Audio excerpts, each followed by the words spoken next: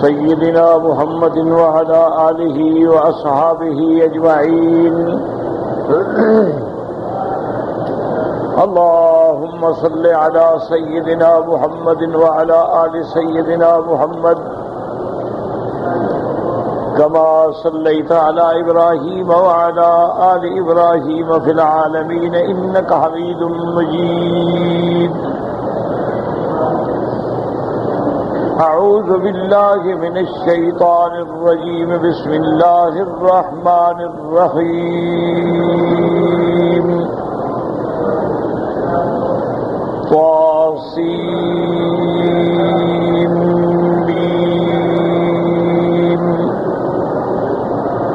تلك آيات الكتاب المبين. نتلو عليك من نبأ موسى وفرعون بالحق لقوم يؤمنون.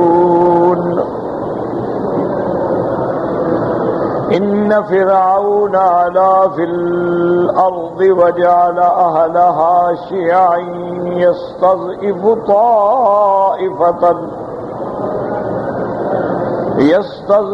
طائفة منهم يذبح أبناءهم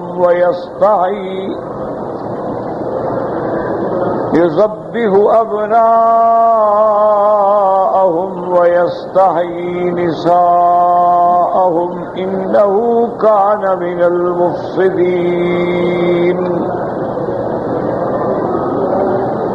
ونريد أن نمن على الذين استضعفوا في الأرض ونجعلهم أئمة ونجعلهم الوارثين. ونمكن لهم في الأرض ونري فرعون وهامان وجنودهما منهم ما كانوا يحذرون. قال المؤلف المفسر رحمه الله تعالى قال الإمام أحمد بن حنبل رحمه الله حدثنا يحيى بن آدم قال حدثنا وكيع عن أبي إسحاق عن معدي كرب قال أتينا عبد الله فسألناه أن يقرأ علينا طاسين ميم 200 فقال ما هي معي ولكن عليكم بمن أخذها من رسول الله صلى الله عليه وسلم خباب بن الأرت. قال فأتينا خباب بن الأرت فقرأها علينا رضي الله تعالى عنه. اب مفسر رحمۃ اللہ علیہ ارشاد فرماتے ہیں کہ سورۃ القصص جو ہے یہ مکی سورت ہے اور اس کی تقریباً 88 آیات ہیں. امام احمد بن حنبل رحمۃ اللہ علیہ نے مسند احمد میں یہ روایت نقل فرمائی ہے. النبی اسحاق عن معدی کرب سے قال اتینا عبد اللہ. یہ کہتا ہے کہ جہاں عبداللہ کا نام صرف بغیر ولدیت کے ذکر کیا جائے مراد عبداللہ ابن مسعود ہوتے ہیں. اتینا عبداللہ یعنی عبداللہ ابن مسعود رضی اللہ تعالی عنہ. اور ہم نے ان سے کہا کہ آپ ہمیں سورۃ طاسین میم سنائیں. انہوں نے فرمایا کہ میرے پاس تو نہیں یعنی مجھے تو یاد نہیں ہے لیکن آپ لوگ حضرت خباب ابن الارت کی خدمت میں جائیں. انہوں نے یہ سورت حضور پاک سے خود پڑھی ہے تو کہتے ہیں کہ پھر ہم حضرت خباب ابن الارت کی خدمت میں حاضر ہوئے تو انہوں نے یہ سورت مبارک ہم پہ پڑھی اور ہمیں تلاوت کر کے سنائی. تو یہ سورت مبارکہ جو ہے ماشاءاللہ ان صورتوں میں ہے تقریباً مکی صورتوں میں اور جو سب سے مکی آخری صورت ہے وہ یہی صورت ہے. یعنی اس کے بعد پھر ہجرت ہو گئی. پھر جتنی صورتیں ہیں وہ سور مدنیہ کہلاتی ہیں.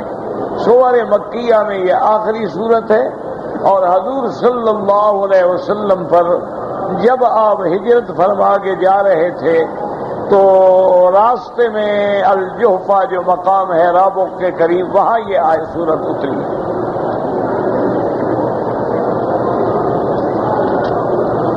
اب مفسر فرماتے ہیں قد تقدم الکلام علی الحروف المقطعات، فرماتے ہیں کہ یہ جو حروف مقطعات ہیں یعنی طا سین میم، اس پہ کہتے ہیں کہ ہم کئی دفعہ بات کر چکے ہیں کہ اس کا راجح قول یہی ہے کہ آدمی اللہ پہ چھوڑ دے کہ اللہ اعلم بے مرادہ۔ بہت سارے لوگوں نے ان میں اقوال لکھے ہیں، بعض کہتے ہیں کہ مثلا یہ اللہ کے جتنے اسماء ہیں ان کے اشارات ہیں، مثلا بھی الف سے اللہ ہے، اسی طرح میم سے منان ہے، یہ ہے سے ہم حنان ہے، رے سے رحمان ہے، اور بعض فرماتے ہیں کہ جتنی صورتیں ہیں قرآن میں ان صورتوں کی طرف اشارے ہیں۔ بہرحال راجح بات یہی ہے کہ اللہ اعلم بمرادہ، اللہ جانتے ہیں، اگر ایسی بات ہوتی تو حضور ضرور بیان فرما دیتے۔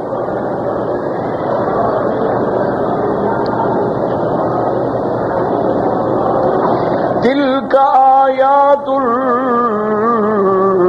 الکتاب المبین، تلکا یعنی حاضی آیات الکتاب المبین سے کیا مراد ہے؟ الواضح الجلی الکاشف عن حقائق الامور وعلم ما قد کان وما هو کائن۔ اللہ نے فرمایا یہ قرآن کی ایسی آیات ہیں جو واضح ہیں، جو روشن ہیں، جو کھولنے والی ہیں، حقائق امور کو بتلانے والی ہیں، اور قرآن میں ہم نے وہ بھی خبریں دی ہیں جو ماضی میں گزر چکا ہے، جو مستقبل میں ہونے والا ہے۔ تو قرآن پاک کی یہ آیات جو ہیں بڑی جامع ہیں اور بڑی روشن ہیں اور بڑی واضح ہیں، اور ان کی صداقت کی سب سے بڑی دلیل یہ ہے، یاد رکھو کہ رحمت دو عالم صلی اللہ علیہ وسلم جب تشریف لائے تو یہود موجود تھے، یعنی حتیٰ کہ مدینہ منورہ میں بھی یہود کے بڑے 3 قبیلے جو ہیں وہ آباد تھے، بنو نذیر تھے، بنی قینقاع تھے، بنی قریظہ تھے، یہ 3 بڑے قبیلے تھے۔ آج تک بھی ان کے وہ قلعے اور ان کے نشانات اور ان کی دیواروں کے آثار مدینے میں موجود ہیں۔ جو سب سے بڑا دشمن تھا حضور کا کعب ابن الاشرف، قلعہ کعب ابن الاشرف کے آج بھی دیواریں کھڑی۔ اب حضور پاک رحمت دو عالم صلی اللہ علیہ وسلم مکہ مکرمہ میں پیدا ہوئے اور امیین میں پیدا ہوئے کہ مکے کے سارے لوگ علل اکثر والاغلب جو ہے ان پڑھ ہیں۔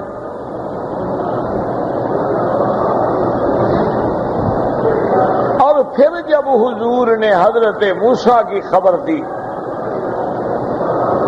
موسیٰ علیہ السلام کی ولادت کی خبر دی، موسیٰ علیہ السلام کا واقعہ مبارک بڑی تفصیل سے ذکر فرمایا، آپ کی ولادت ہے، آپ کی رضاعت ہے، آپ کی شباب ہے، پھر آپ کی مدین کی طرف ہجرت ہے، پھر آپ کا مدین سے باہر تشریف لے جانا مصر کی طرف ہجرت ہے، پھر آپ کو نبوت کا ملنا ہے، فرعون سے مقابلہ ہے، جادوگروں سے مقابلہ ہے۔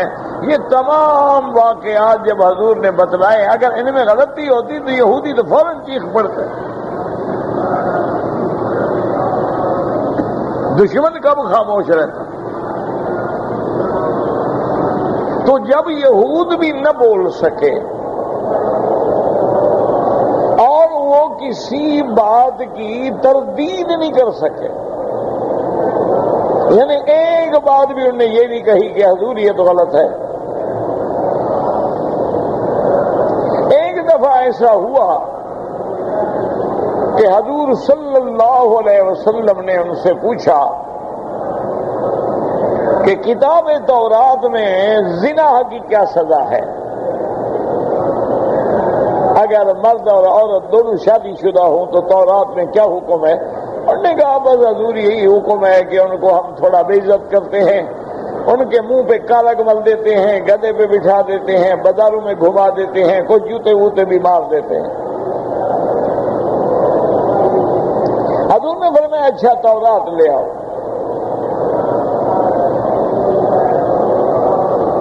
تورات وہ لے کر آئے تو عبداللہ ابن سلام جو تورات کے بڑے عالم تھے وہ حضور کو بتا چکے تھے، حضور یہ جھوٹ بول رہے ہیں، وہی حکم ہے جو آپ کا حکم ہے۔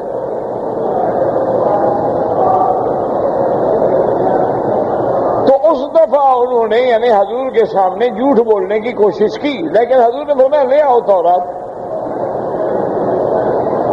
ثم جی اب تورات وہ تورات کو لے آئے، اور تورات جب کھولی گئی تو آیت رجم مل گئی۔ تو نے فرمایا کیسے جھوٹ بولتے ہو؟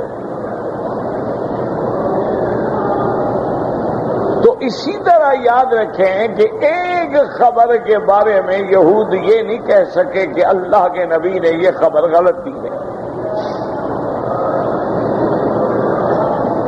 اسی طرح یہودیوں نے چونکہ وہ کتاب تورات کے بہرحال جاننے والے تھے، اہل کتاب تھے، انہوں نے مکے والوں کو کچھ سوالات سکھائے۔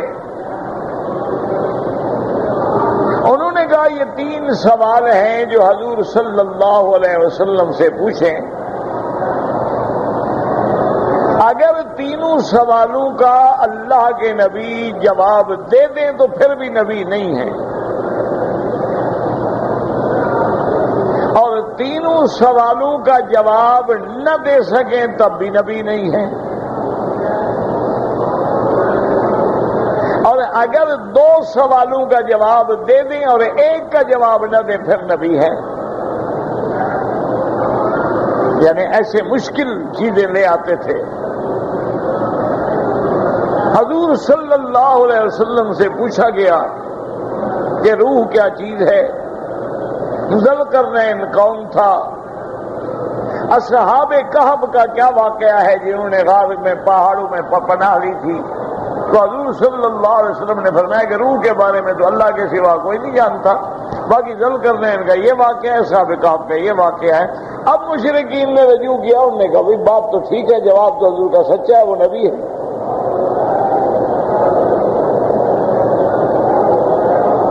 یعنی یہ بات تو اچھا۔ اسی طرح اب حضور نے جو خبر دی حضرت عیسیٰ کے بارے میں کہ عیسیٰ علیہ السلام کیسے پیدا ہوئے، بی بی مریم کون تھی، بی بی مریم کی والدہ کون تھی، بی بی مریم کی تربیت کس نے کی، بی بی مریم جب جوان ہو گئی تو آپ کا قصہ حمل کیسے ٹھہرا، جبریل کیسے آیا، یہ سارا واقعہ حضور نے بیان کیا، لیکن ایک عیسائی یہ نہیں کہہ سکا کہ حضور یہ بات غلط ہے۔ یعنی یہود موجود ہیں، نصارہ حضور کے زمانے میں موجود ہیں، وہ صاحب کتاب ہیں، حضور نے تورات نہیں پڑھی، حضور نے انجیل نہیں پڑھی، حضور پر تو اللہ نے قرآن بھیجا ہے، لیکن جو قرآن نے خبر دی اور میرے پاک نبی رحمت دو عالم محبوب دو عالم سیدنا محمد مصطفیٰ صلی اللہ علیہ وسلم نے اعلان فرما کے بیان کی، کوئی دشمن یہود نصارہ مشرکین وثنیین کوئی تردید نہیں کر سکتا۔ اسی لیے آپ دیکھتے ہیں، آپ نے پڑھا بھی ہے سنا بھی ہے، ہجرت حبشہ کا جو بڑا مشہور واقعہ ہے کہ جب صحابہ نے حبشہ کی طرف ہجرت کی تو مکے والے وہاں بھی بھاگے اور بادشاہ کو جا کے بھڑکایا کہ یہ بڑے خطرناک لوگ ہیں اور ہم سے بھاگ آئے ہیں، ان کو پکڑ کے ہمارے حوالے کرو۔ بادشاہ عادل تھا، منصف تھا، اللہ سے ڈرنے والا تھا، انہوں نے کہا نہیں میں ان کو بلاؤں گا، سنوں گا، پوچھوں گا بات کیا ہے۔ تو اس نے جب صحابہ کو بلایا تو حضرت جعفر نے متکلم تھے. اس نے پوچھا کہ اچھا آپ ہمیں یہ بتائیں کہ آپ کا پیغمبر، آپ کا نبی، آپ کا قرآن جو ہے وہ بی بی مریم اور حضرت عیسیٰ کے بارے میں کیا کہتے ہیں؟ چونکہ نجاشی عیسائی تھا. اس کے بعد بڑے بڑے احبار تھے، رہبان تھے، بڑے بڑے علماء تھے، مشائخ تھے. اس نے اپنی دربار میں حضرت جعفر سے سوال کیا. حضرت جعفر کھڑے ہوئے اور سورۃ مریم کی تلاوت کی. جوں جوں اللہ کا قرآن پڑھتے گئے بادشاہ نے رونا شروع کر دیا. اور آخر میں اس نے یہی کہا کہ واللہ مجھے اس خدا کی قسم ہے جس نے مجھے پیدا کیا ہے، اس میں ایک حرف بھی غلط نہیں ہے، نہ زیادہ ہے نہ کم ہے، بالکل یہی بات ہے جو اللہ کے قرآن نے کہی. بادشاہ ہے، اس کو کس کا ڈر ہے؟ تو نعوذ باللہ اگر خبر غلط ہوتی فوراً کہہ دیتا بھائی غلط بات ہے. تو اس سے بڑی دلیل کیا ہوگی؟ اس لیے قرآن کہتا ہے کہ تلک آیات الکتاب المبین، یہ آیات ایسی کتاب کی ہیں جو واضح ہے، جو روشن ہے، جو کاشف عن حقائق الامور ہے، اور جو علم ما کان و ما یکون کی خبر دینے والا ہے وہ قرآن ہے. فیہ نبأ من قبلکم وفیہ خبر من بعدکم، تم سے جو پہلے گزرے ہیں ان کی بھی قرآن میں خبریں ہیں، جو بعد میں آئیں گے ان کی بھی خبریں. اس لیے اللہ نے فرمایا میرے محبوب تلک آیات الکتاب المبین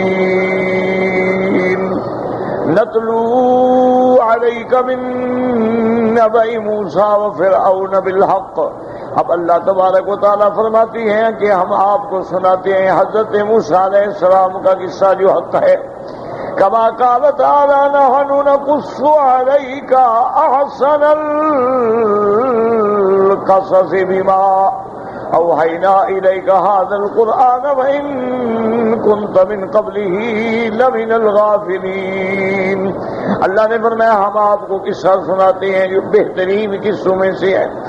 فرمایا نذکرک الامر علی ما کان علیہ کانک تشاہد وکانک حاضر. میرے محبوب ہم آپ کو ایسے واقعات سنائیں گے اور ایسے واقعہ امر بتلائیں گے گویا کہ آپ دیکھ رہے ہیں، گویا کہ آپ وہاں موجود ہیں. یعنی اللہ ایسے واقعہ کھول کے بیان فرمائیں گے، ایسی وضاحت سے بیان فرمائیں گے کہ تو ہے آپ اپنی آنکھوں سے اس کو دیکھ رہے ہیں. اور وہ قصہ کیا فرمائے ان فرعون علا فی الارض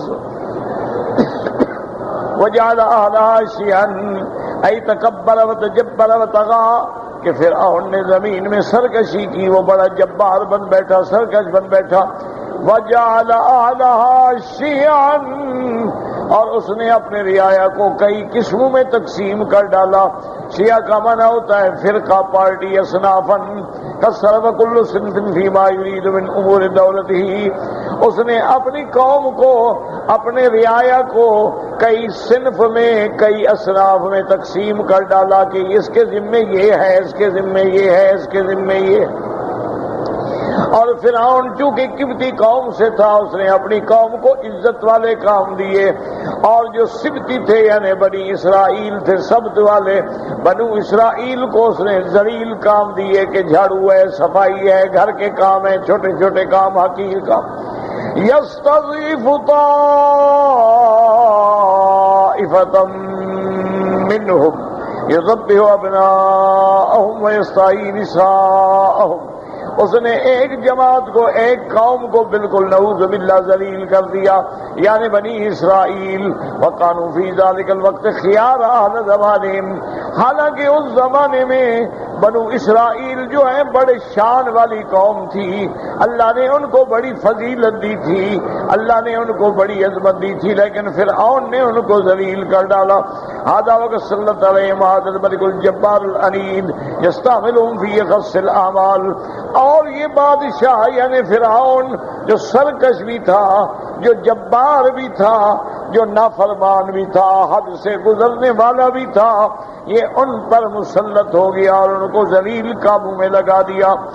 وَيَكِدُّهُمْ لَيْلًا وَنَهَارًا فِي أَشْغَالِهِ وَأَشْغَالِ رَعِيَّتِهِ وَيَكِدُّهُمْ لَيْلًا وَنَهَارًا.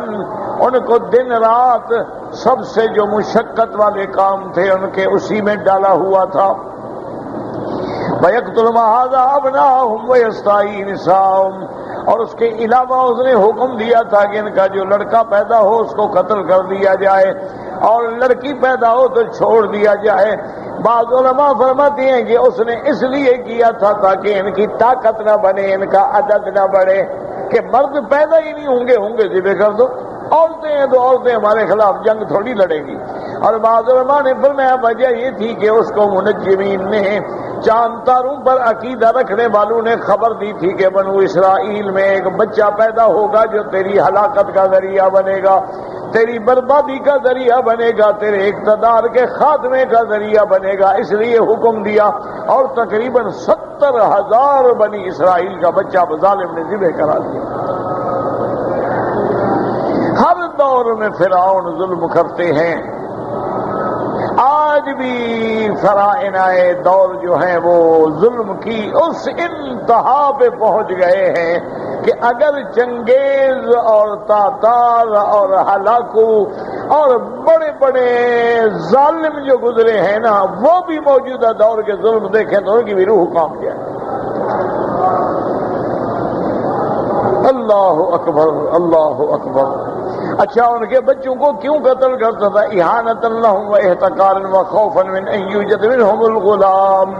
ایک تو ان کو ذلیل کرنے کے لیے، ان کی اہانت کرنے کے لیے، اور دوسرا اس نے خوف بھی تھا کہ ایک بچہ پیدا ہوگا. کان کا تخوف فهو عالم الذی یوجد منہم غلام ویکون السبب ہلاکہ وذهاب دولتہ علی یدیہ. اس کو خبر دی گئی تھی کہ بنو اسرائیل میں ایک بچہ پیدا ہوگا اور وہ بچہ جو ہے وہ تیرا ملک بھی ڈوبے گا اور تجھے بھی ہلاک کر ڈالے گا. اللہ کی شان دیکھیں، انشاءاللہ واقعہ پڑھیں گے. اللہ نے فرمایا تم لاکھ قتل کرو، تم لاکھ خون کی ہولیاں بہا دو، ہم نے جس کو بچانا ہے اس کو تیرے گھر میں رکھیں گے. وَكَانَتِ الْكِبْتُ قَدْ تَلَقَّوْا هَٰذَا مِن بَنِي إِسْرَائِيلَ فِيمَا كَانُوا يَرْسُلُونَ مِنْ قَوْمِ إِبْرَاهِيمَ الْخَلِيلَ عَلَيْهِ السَّلَامُ حِينَ وَرَدَتْ دِيَارَ الْمِصْرِيَّةِ. اچھا، قبطیوں نے یہ بات جو ہے اصل میں بنو اسرائیل سے ہی سنی تھی کہ بنو اسرائیل جو پڑھتے ہیں اور کتابیں اور احوال بتاتے ہیں کہ ایک بچہ پیدا ہوگا، تو انہوں نے یہ بات ان سے سنی تھی اور ان کے خلاف استعمال ہو رہی تھی. وَجَرَى لَهُ مَا جَبَّارِيَا مَا جَرَاهِينَ أَخْذَ سَارَةَ لِيَتَّخِذَا جَارِيَةً. اور حضرت ابراہیم علیہ السلام جب اپنی بیوی کے ساتھ سفر کر رہے تھے، ایک بادشاہ جبار نے ان کی بیوی کو پکڑا، لیکن اللہ تبارک و تعالی نے اس جبار کی جباریت کو ختم کر کے بی بی سارہ کی عزت کی حفاظت فرما دی کہ جو وہ بی بی سارہ کی طرف بڑھتا تو کانپ کے گر جاتا. اور اس کے بعد فرماتی ہے وَسَانَحَ اللَّهُ مِنْهُ مَنْعَهُ مِنْهَا بِقُدْرَتِهِ وَسُلْطَانِهِ. اللہ تبارک و تعالی نے بی بی سارہ کی حفاظت فرمائی، اللہ تبارک و تعالی نے ان کی عزت و عصمت کو محفوظ فرمایا. وبشر ابراہیم علیہ السلام وَلَدَهُ أَنَّهُ يُصِيبُ مِنْ صُلْبِهِ وَذُرِّيَّتِهِ مَن يَكُونُ عَلَىٰ مُلْكَ مِصْرَ عَلَيْهِ.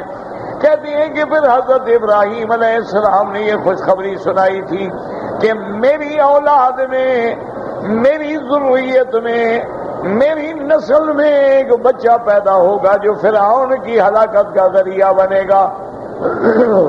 تو حضرت یعقوب جو ہے نا، یہ حضرت ابراہیم کی اولاد ہے. حضرت یعقوب حضرت اسحاق کے بیٹے ہیں اور حضرت اسحاق حضرت ابراہیم کے بیٹے ہیں. اور حضرت یعقوب کا دوسرا نام جو ہے اسرائیل ہے. حضرت یعقوب کی اولاد جو ہے وہ بنو اسرائیل کہلائی.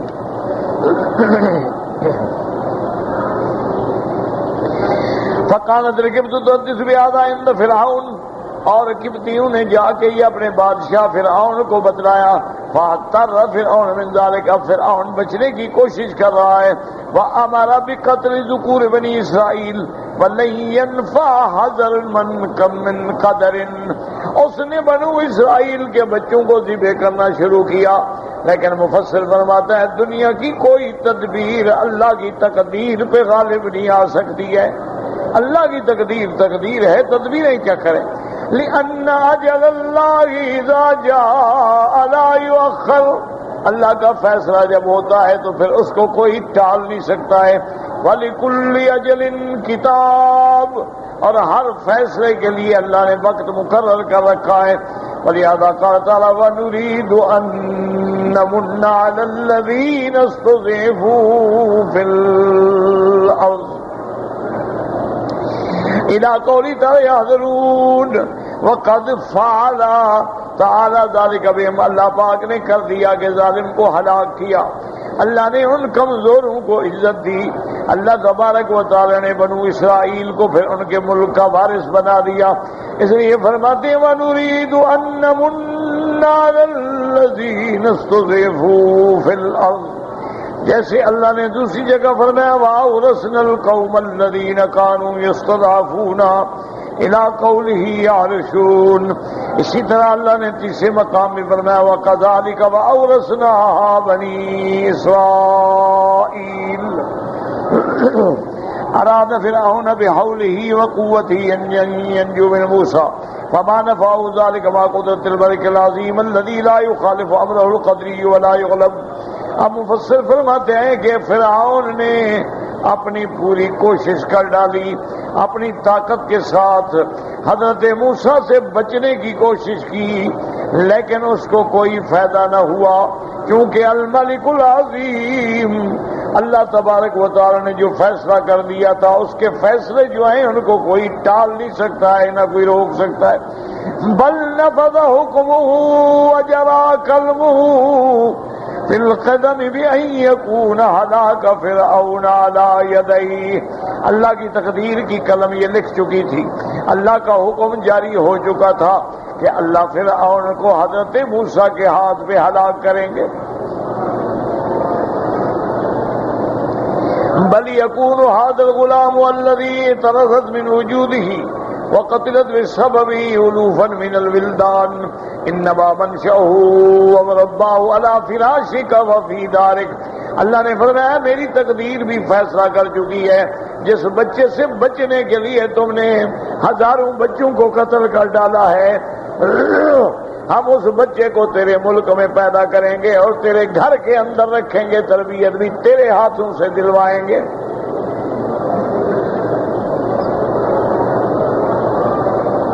اللہ تبارک و تعالی جب کسی کی حفاظت کرے تو کون روک سکتا ہے؟ تاریخ میں ایک واقعہ لکھتے ہیں کہ ایک دفعہ کچھ مسافر تھے جو کشتی میں سفر کر رہے تھے. اتفاق کی بات ہے کہ طوفان میں آنے کے بعد وہ کشتی جو تھی وہ ٹوٹ گئی. تو اس کے ایک لکڑی کے تختے پر ایک نوجوان عورت اور اس کا چند روز کا دودھ پینے والا بچہ جو تھا، وہ ماں بیٹا جو تھے وہ ایک پھٹے پہ آ گئے اور پھٹا دریا میں چلا گیا.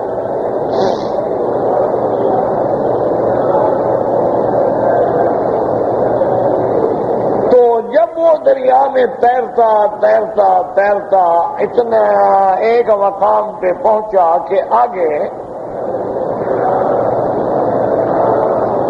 کیا دیکھتے ہیں کہ ایک بالکل حبشی بڑا قوی ہیکل، بڑا مضبوط قسم کا بندہ جو ہے وہ بھی سمندر میں تیر رہا ہے. اس نے اشارہ کیا کہ بھائی کسی طرح مجھے بھی اس پھٹے پہ آنے دو ورنہ میں مر رہا ہوں، ڈوب رہا ہوں.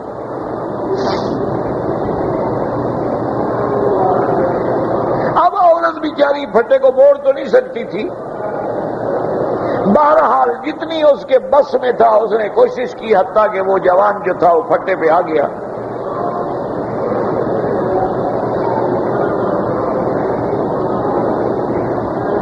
اور پھٹے پہ آنے کے بعد جو ہے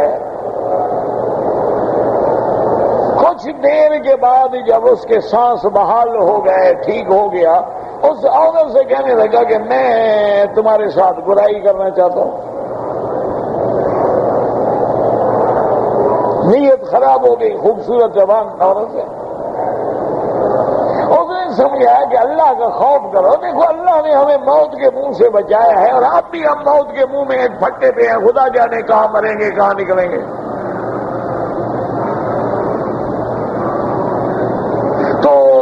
کوئی ایسا موقع ہے کہ نعوذ باللہ اب بھی تمہیں گناہ کی سوچ رہی ہے؟ اور چھوڑو، یہ باتیں ہوتی رہتی ہیں، مجھے ایک جوان عورت ملتی ہے، میں کیوں چھوڑوں؟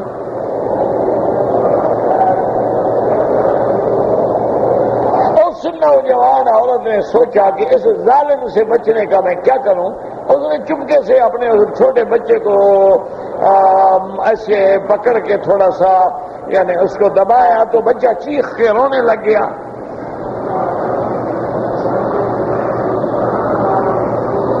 جب رونے لگی تو اس نے کہا اچھا صبر کرو، بچہ تو خاموش ہو جائے، آرام کرے، سو جائے، ابھی میں کہاں بھاگ رہی ہوں؟ انہوں نے کہا مجھ سے صبر نہیں ہو سکتا ہے، بچہ لیا اور تم دریا میں پھینک دیا۔ انہوں نے کہا اب بچہ تو چپ ہو گیا نا۔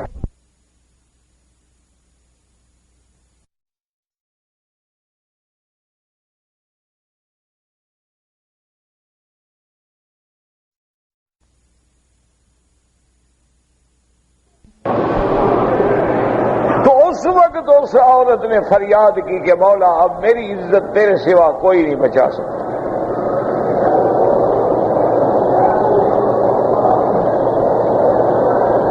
اب یہ ایک ظالم ہے، طاقتور ہے، میرے معصوم بچے کو اٹھا کے اس نے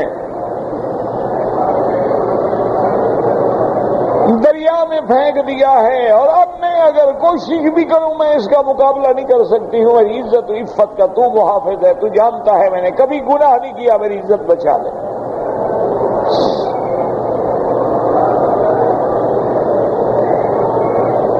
اس نے اس کو پھر پکڑا، اس نے کہا وحشی نہ بنو، جنگلی نہ بنو، اب میں تمہارا کیا کر سکتی ہوں؟ میں تم سے بچ نہیں سکتی ہوں۔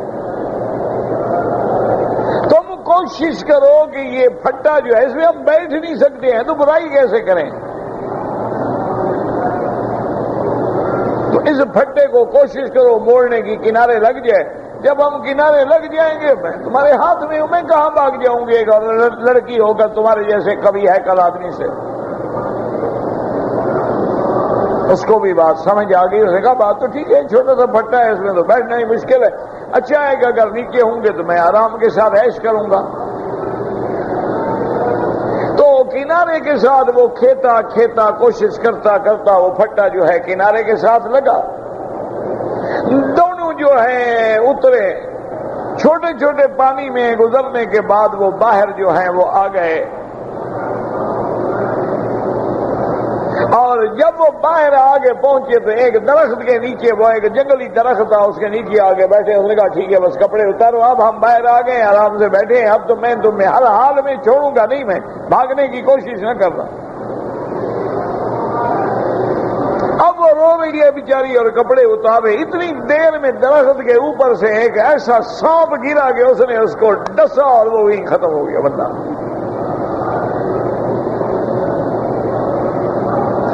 ڈسنے کے بعد سانپ غائب ہو گیا۔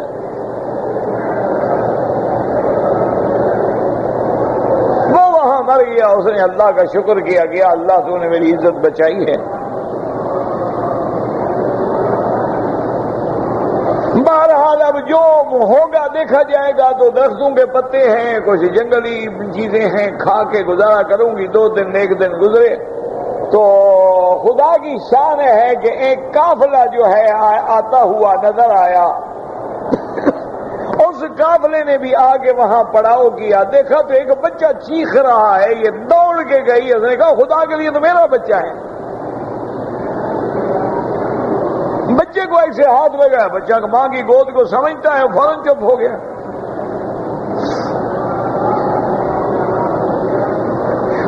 کہا واقعہ کیا ہے؟ انہوں نے کہا کہ یہ دیکھو یہ حبشی مرا پڑا ہے، ایسے واقعہ ہے، ایسے سے میرے بچے کو۔ انہوں نے کہا خدا کی شان ہے، جب اس نے بچے کو پانی میں پھینکا تھا تو ہماری کشتی پہنچی تو ہم نے اٹھا لیا بچے کو، اور وہاں جا کے نیچے ہم اترے ہیں یہاں سے دور، اور وہاں سے پھر ہم قافلہ الٹا چلا کے لے جا رہے ہیں، اور یہ واقعہ بتلاتا ہے، اور شکل بچے کی تم سے ملتی ہے، تمہارا بچہ ہے، تم حوالے کرو، تم بھی ہمارے ساتھ چلو، تمہیں ہم کہیں پہنچا دیں گے۔ تو جب اللہ کی تقدیر بچانے پہ آتی ہے دنیا کی کوئی طاقت نقصان نہیں پہنچا سکتی. دعا یہ کرو کہ اللہ ہمیں ایمان دے، ہمارا ایمان کمزور ہے. ورنہ حدیث ہے میرے آقا کی کہ اگر ساری مخلوق جمع ہو کے تمہیں نقصان پہنچانا چاہے اور اللہ نہ چاہے کوئی نقصان نہیں پہنچا سکتا، اور ساری مخلوق مل کے تمہیں نفع پہنچانا چاہے اور اللہ نہ چاہے کوئی تمہیں نفع نہیں دے سکتا. اس لیے ہم اپنے ایمان کو مضبوط کریں. لیکن عاجز ہیں، ضعیف ہیں، کمزور ہیں، بندے ہیں، مصائب و آلام کی بٹھیوں سے ہم نہیں گزر سکتے ہیں. اس لیے ساتھ اللہ سے معافی کی دعا مانگا کریں کہ اللہ ہمارے ساتھ رحم کا معاملہ فرما دے. رب اغفر ورحم وانت خیر الراحمین. رب اغفر ورحم واعف وتکرم وتجاوز عما تعلم انک تعلم ما لا نعلم انک انت اللہ الاعز الاکرم. تو ہمیشہ اب دیکھیں کہ فرعون کی طاقت ہے، لشکر ہے، قوت ہے، ہزاروں بچے ذبح ہو گئے، لیکن اللہ کی تقدیر کا فیصلہ ہے کہ موسیٰ علیہ السلام پیدا بھی ہوں گے اور تیرے گھر میں رہیں گے. ایسے مفسر رحمۃ اللہ علیہ فرماتے ہیں کہ اب جناب دیکھیں ہیں کہ اللہ تبارک و تعالیٰ کی طرف وَغَذَاؤُوا مِن طُعَامِكَ وَأَنْتَ تُرَبِّيهِ وَتُدَلِّلُهُ وَتَتَفَدَّاهُ وَحَتْفَكَ وَحَلَاكَ وَعَلَاكَ جُنُودِكَ عَلَىٰ يَدَيْهِ. اللہ نے فرمایا تیرے گھر میں رہے گا، تیرے بستر پہ رہے گا، اور تو اپنے طعام میں سے کھلائے گا، اس کی تربیت کرے گا، اس کو ہنسائے گا، اس پہ ہر چیز قربان کرے گا. تیری موت، تیری ہلاکت، تیرے لشکر کی ہلاکت بھی میں نے اسی کے ہاتھ پہ رکھی ہے. لِتَعْلَمْ تاکہ تو جان لے ان رب السماوات العلی هو القاہر والغالب العظیم والقوی والعزیز والشدید المحال. تاکہ تو جان لے کہ رب السماوات العلی جو ہیں وہی قہار ہیں، وہی غالب ہیں، وہی عظیم ہیں، وہ قوی ہیں، وہ قوی عزیز غالب شدید جس کی قوت کا کوئی مقابلہ نہیں. الذی ما شاء کان وما لم یشاء لم یکن. اور اس کی تقدیر ہے وہ جو چاہے ہوگا اور جو چاہے وہ نہیں ہوگا.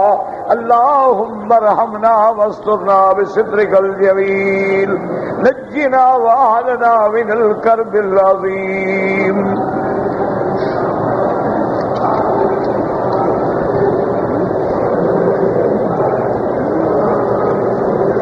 حضور صلی اللہ علیہ وسلم غار حرا میں وحی آنے سے پہلے آپ کیا عبادت کرتے تھے اور کیا آپ کی عبادت ہوتی تھی؟ دین ابراہیم علیہ السلام کے آثار بھی موجود تھے، دین عیسیٰ علیہ السلام کے آثار بھی موجود تھے، اور زیادہ وقت جو ہے وہ اللہ کے ذکر میں اور فکر میں گزرتا تھا. کہ حدیثوں میں آتا ہے کان یتعبد یتحنث فی غار حرا، کہ آپ غار حرا میں بیٹھتے، ساری دنیا سے کٹ کے تنہائی میں، خاموشی میں، اللہ کی نعمتوں میں، اللہ کی صنعتوں میں فکر فرماتے تھے. اور نماز بھی تھی، ابھی نماز فرض نہیں ہوئی تو حضور نے بیت المقدس میں پڑھی ہے. حضور کے آنے سے پہلے بھی تو مکے والے طواف کرتے تھے، حضور کے آنے سے پہلے بھی تو مکے والے حج کرتے تھے، مینا جاتے تھے، مزدلفہ جاتے تھے، عرفات جاتے تھے، مشرکین مکہ سارے حج کرتے تھے. اسی طرح ورقہ ابن نوفل جو ہے وہ دین عیسیٰ علیہ السلام پہ تھا. اسی طرح قریش فخر کرتے تھے کہ ہم ملت ابراہیم پہ ہیں اور مجاور ہیں ابراہیم کے کعبے کے. تو عبادت تو موجود تھی، یہ تھوڑا یہ عبادت تصور ہی نہیں تھا. جب حج موجود ہے، ذکر موجود ہے، نماز موجود ہے.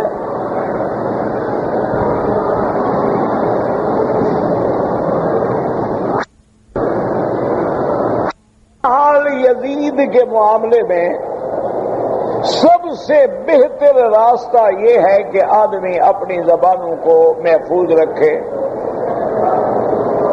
ہم اس دور میں نہیں گزرے، نہ اس دور میں موجود تھے، نہ ہم سے قیامت میں یہ سوال ہوگا، کیونکہ تاریخ میں بڑا اختلاف ہے۔ بعض مورخین جہاں اسے مجرم، فاسق، فاجر ثابت کرتے ہیں، وہاں بعض مورخین اسے بے گناہ تصور کرتے ہیں، اور حضرت ابی ایوب انصاری صحابی کے جنازہ پڑھانے والا شمار کرتے ہیں۔ اس لیے جو محتاط علماء ہیں وہ کہتے ہیں تم اپنی زبان ہی بند رکھو، جب اللہ نے پوچھنا نہیں ہمیں کیا ضرورت ہے بحث میں پڑھنے کی۔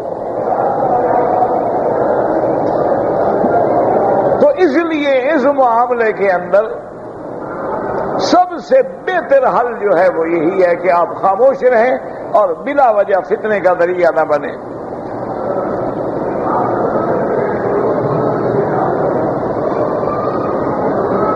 کہتے جی کہ سچی بات کرنے سے رشتے دار ناراض ہوتے ہیں، تو حضور سے بھی تو رشتے دار ناراض ہو گئے نا۔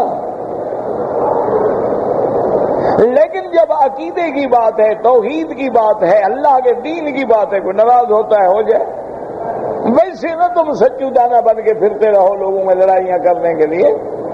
بات یہ ہے کہ اگر واقعی تم توحید بیان کر رہے ہو، شان نبی بیان کر رہے ہو، شان صحابہ بیان کر رہے ہو، شان اہل بیت بیان کر رہے ہو، شان اولیاء کرام بیان کر رہے ہو، اور کوئی آدمی لڑتا ہے، بگڑتا ہے، ناراض ہوتا ہے ہو جائے۔ اگر کوئی جھگڑا ہے، لڑائی ہے، معاملہ ہے، تمہاری گواہی آ گئی ہے تو سچی گواہی دیں۔ اگر رشتے دار ناراض ہوتے ہیں ہو جائے۔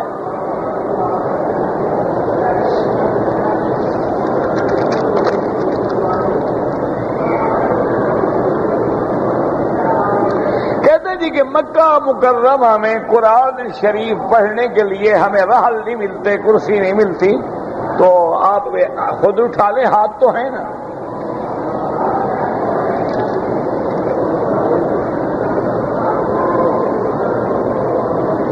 بھائی یہ جو معاملات ہیں نا مجاہدین کے بارے میں، یہ حالات ہیں۔ مثلا فلسطین کی حالات ہیں، وہاں مجبور ہے آدمی، حل کوئی نہیں۔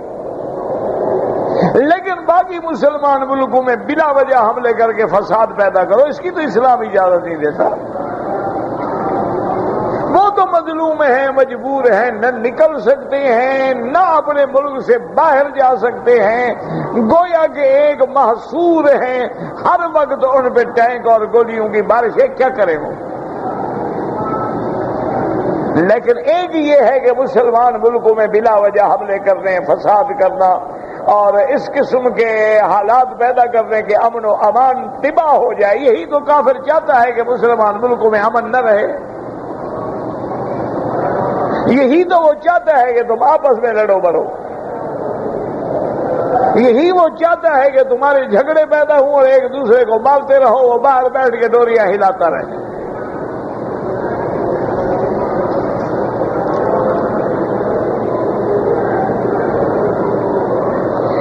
آدمی نے عمرہ کر لیا ہے، اس کے بعد وہ اللہ سے دعا مانگتا ہے کہ یا اللہ اس عمرے کا ثواب فلاں کو ہو، انشاءاللہ ہوگا۔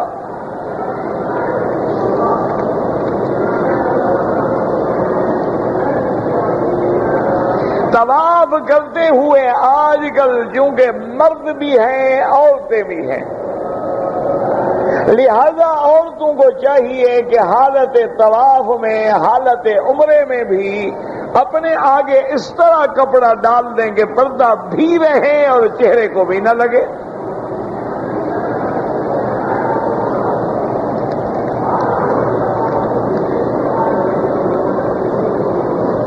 ہم عمرے کے لیے آئے ہیں، یہاں کھانے پینے میں جو خرچ کریں گے بالکل کریں، ثواب ہے، یہ مکے مدینے کے ہمسائے لوگ ہیں، فائدہ اٹھائیں گے۔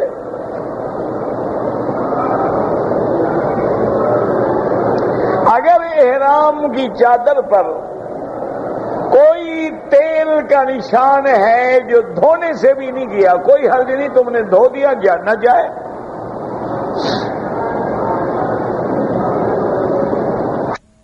کعبہ میں یعنی پورے حرم میں، پورا مکہ کا شہر جو ہے یہ حرم ہے، عرفات کے قریب حد حرم ہے، ادھر مسجد عائشہ حد حرم ہے، جدے کے راستے میں شمیسی حد حرم ہے، تو یہ سارا حرم ہے، جہاں بھی نماز پڑھیں گے انشاءاللہ 1 کا لاکھ ملے گا۔ مسجد اقصی میں 1 کا 500 ملے گا، مسجد نبوی میں 1 کا 1000 اور ایک روایت میں 50,000 کا بھی ذکر ہے۔ حتیم کے اندر جب آپ نفل پڑھیں گے تو گویا آپ نے کعبۃ اللہ کے اندر نماز پڑھی ہے، کیونکہ جب کعبہ تعمیر کر رہے تھے پیسے کم ہو گئے تو قریش نے کعبے کو چھوٹا کر دیا، تو دیوار سے 6 ہاتھ کا فاصلہ جو ہے یہ کعبے کے اندر کا حصہ ہے، لہذا آپ نے جب بھی نماز پڑھنی ہو دل کرے کہ میں کعبے کے اندر نماز پڑھوں، حتیم میں کھڑے ہو کے پڑھ لیں، تو یہ 2 رکعت پڑھیں، 4 رکعت پڑھیں، 100 رکعت پڑھیں، جتنا اللہ توفیق دے، تو گویا تم نے کعبۃ اللہ کے داخل میں نماز پڑھی ہے۔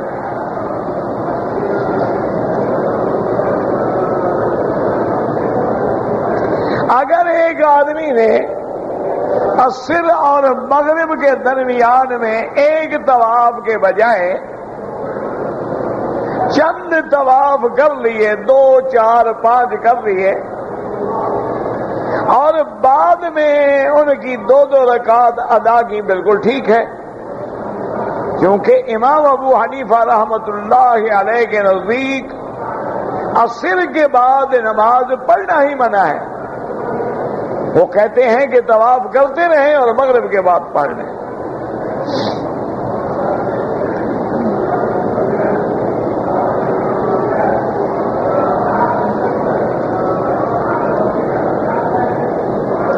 اگر ہم اپنا عمرہ پہلے کر چکے ہیں، اب ہم نے احرام باندھ کے عمرہ کرنا ہو، جب مدینہ جائیں عمرہ کریں۔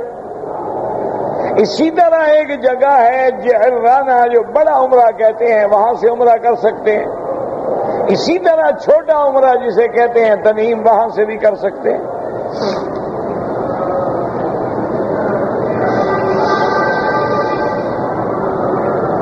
عورت کے لیے اگر اپنے ہوٹل میں یا مکان میں نماز پڑھے وہ افضل ہے، لیکن وہ حرم میں آنا چاہے تو شرعاً ہم اس کو منع نہیں کر سکتے کہ نہ آؤ،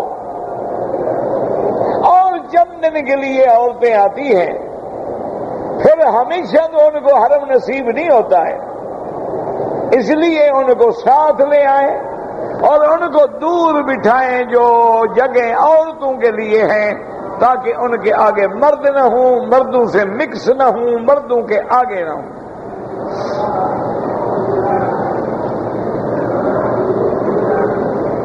سارے اخلاق کے مطابق اچھا اخلاق اختیار کریں، برے سے بچیں۔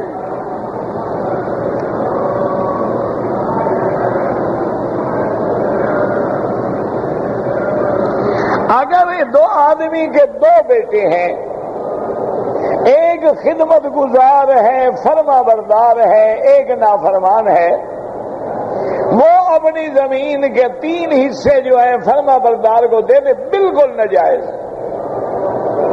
یہ حصے اللہ نے مقرر کیے ہیں، تم نے نہیں مقرر کیے۔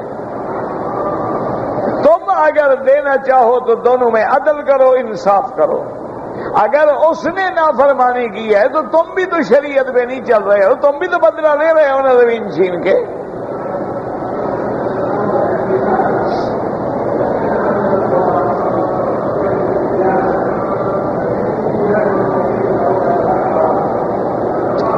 بہرحال اگر کوئی آدمی درس قرآن کے بعد یا کسی خیر کے عمل کے بعد مل کے دعا کریں، ضروری بھی نہ سمجھو اور لڑائی بھی نہ کرو، کوئی مانگ لے الحمدللہ، نہ مانگے الحمدللہ۔ لائف انشورنس ہے یا کوئی انشورنس ہے، جب تک قانونی مجبوری نہ ہو خوشی سے لینا ناجائز ہے۔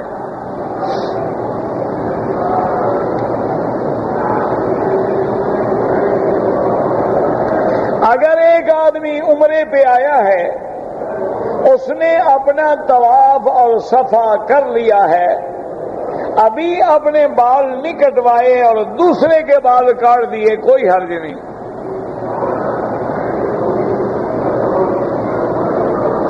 نماز پڑھتے ہوئے دل میں برے برے خیالات آتے ہیں، کوئی کو بات نہیں، اللہ نے معاف کر دیا۔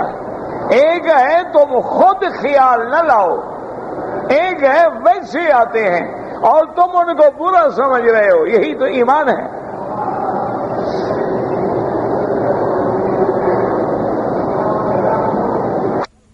والدہ کے لیے آپ عمرہ کر سکتے ہیں، بالکل اچھی اولاد کو چاہیے ان کے لیے نوافل پڑھیں، عمرے کریں، خیرات کریں، دعائیں کریں۔ السلام علیکم کہنا جو ہے وہ سنت ہے، کوئی فرض نہیں۔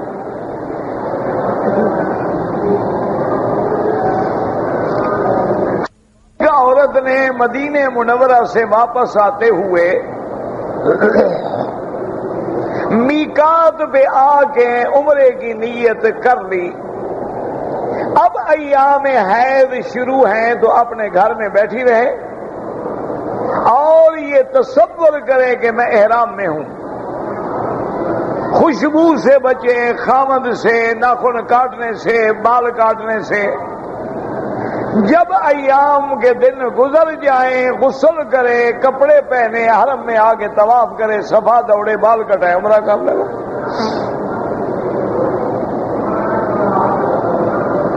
اگر ایک آدمی نے احرام باندھا ہوا تھا، حمام میں جب داخل ہوا تو صابن پہ ہاتھ لگ گیا، کوئی حرج نہیں۔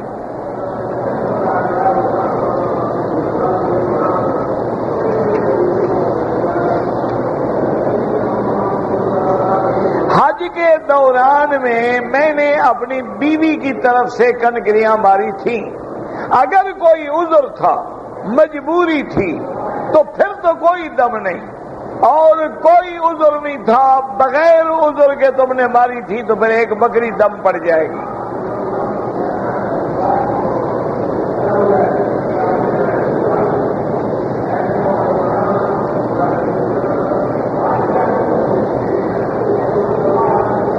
نام منال رکھ سکتے ہیں، رکھ سکتے ہیں، یاسین بد یاسین تو نام نہیں ہوتا ہے۔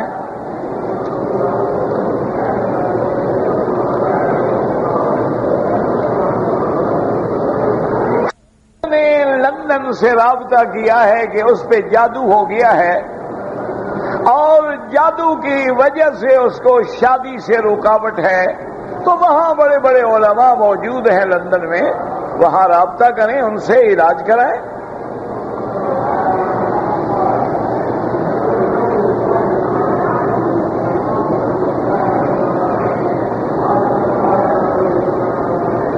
آپ میرے لیے دعا کرتے ہیں، اللہ آپ کو جزائے خیر دے۔ بالوں کو رنگ کرنا چاہیے، بالکل کرنا چاہیے، لیکن سیاہ نہ ہو، اس کے علاوہ کوئی رنگ بھی ہو تو جائز ہے۔ گھر میں نماز ہو جاتی ہے، لیکن یہ نہیں ہے کہ بغیر عذر کے جماعت چھوڑ دو، مسجد چھوڑ دو، گھر میں پڑھتے رہو۔ مجبوری ہے، دیر سے اٹھا، نماز ہو گئی، گھر میں پڑھ لی۔ عمرہ کرنے کے بعد حج نہیں ضروری ہوتا، آپ عمرہ کر کے اپنا جائیں، جب اللہ کو منظور ہے، لبیک کہا ہے تو اللہ لے آئیں گے۔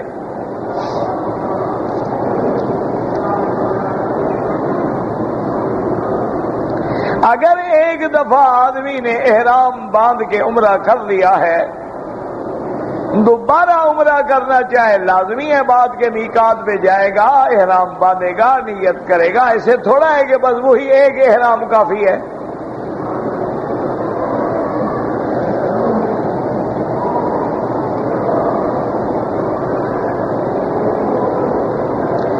سر پہ پگڑی باندھنا سنت محمد مصطفیٰ ہے، اور اس کا پلہ جو ہے دونوں کندھوں کے درمیان میں چھوڑنا یہ بھی سنت ہے۔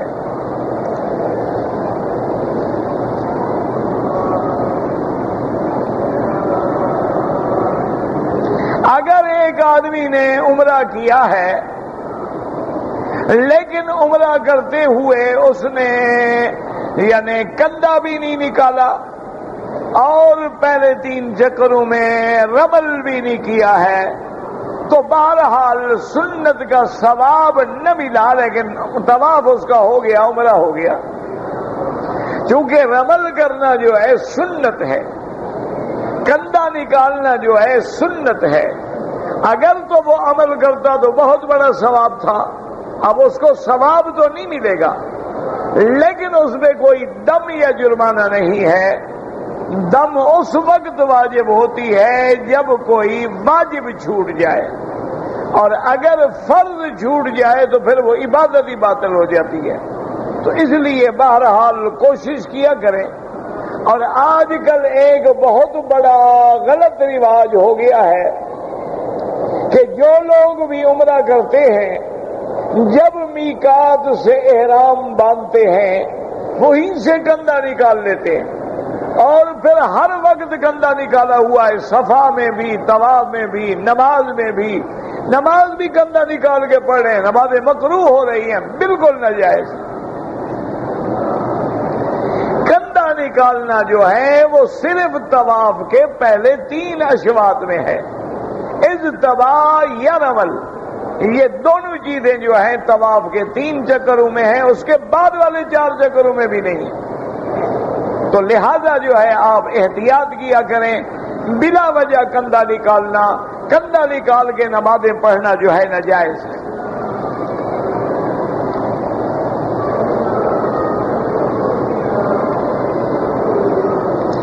بہرحال آپ کی بیوی نے حالت حیض میں مدینہ منورہ سے آتے ہوئے میقات پہ نیت کر لی عمرے کی، اب احرام میں رہیں وہ، یعنی یہ سمجھے کہ احرام ہے، ناخن نہ کاٹے، خوشبو نہ لگائے، خوشبو والا صابن استعمال نہ کرے، بلا وجہ کنگھی کر کے اپنے بال نہ گرائے، اپنے خاوند سے بھی کوئی ہنسی مذاق کی بات نہ کرے کیونکہ وہ احرام کی حالت میں۔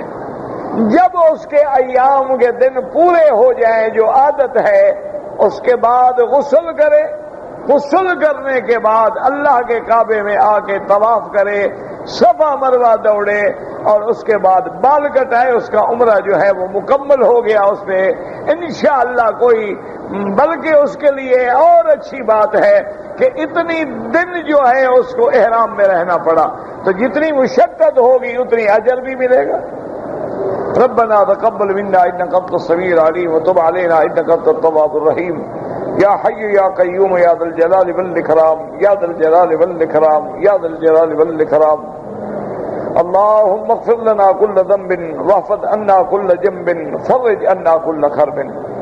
یا اللہ عالم اسلام کی عزت کا فیصلہ فرما، یا اللہ عالم اسلام کی عزت اور غلبے کا فیصلہ فرما، یا اللہ کفر کی طاقتوں کو ملی امیٹ فرما دے، یا اللہ یہودیوں پہ اپنا قہر نازل فرما دے، یا اللہ بیماروں کو شفا عطا فرما، بے حیاؤں کو حیا عطا فرما، بے اولادوں کو اولاد عطا فرما، جن کی اولادیں ہیں ان کو صالح بنا، یا اللہ ہماری اولادوں کی نسلوں کی حفاظت فرما، ہر شر سے اور مصیبت سے محفوظ فرما، یا اللہ ہم سب کی پریشانیاں دور فرما، یا اللہ ہم عاجز ہیں، گناہگار ہیں، بد کردار ہیں، تیرے دروازے پہ آ کے اپنے گناہوں کا اعتراف کرتے ہیں، ہمیں معافی عطا فرما۔ اللہم انک عفو کریم عظیم تحب العفو فاعف عنا، اللہم انا نسألک العفو والعافیۃ والمعافاۃ الدائمۃ فی الدین والدنیا والآخرہ، اللہم استرنا بسترک الجمیل، اللہم استر عوراتنا آمن روآتنا خفف لوآتنا، اللہم لا تجعلنا مضغة للباغین، اللہم لا تجعلنا عقدة للآخرین، اللہم لا تجعلنا فتنة للقوم الظالمین، اصلحنا واصلح بنا واصلح اولادنا واولاد المسلمین، اصلح احوالنا واحوال المسلمین، اللهم اصلح ذرياتنا وذريات المسلمين اللهم اجعلنا واجعلهم من عبادك الصالحين ناجي ناجي ناجي ناجي ناجي ناجي ناجي ناجي ناجي ناجي ناجي ناجي